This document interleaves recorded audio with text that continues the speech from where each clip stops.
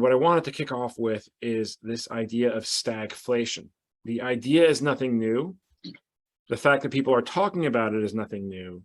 But your view is that the stagflation that we may get, are going to get potentially, is going to last a decade or more, not just a couple of years, like I guess it did in the 70s.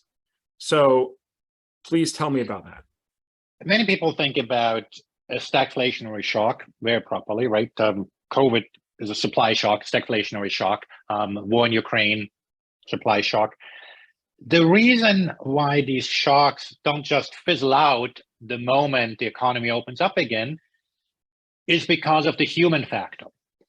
When you're faced with a supply shock, the politically attractive thing is economically counterproductive. And so everybody knows that, oh, we have supply shortages, everybody's locked up, everybody needs help.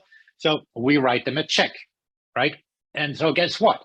Printing money does not fix the supply issues. How when you're faced with high inflation, you don't just go back down to low inflation.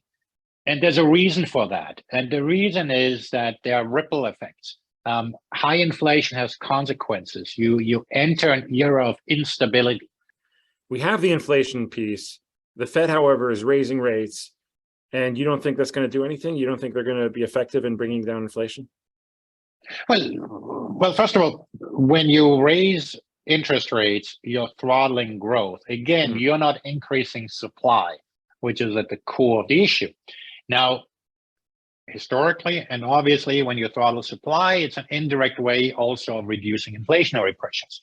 The question is, how much will they achieve? And they give us all this tough talk that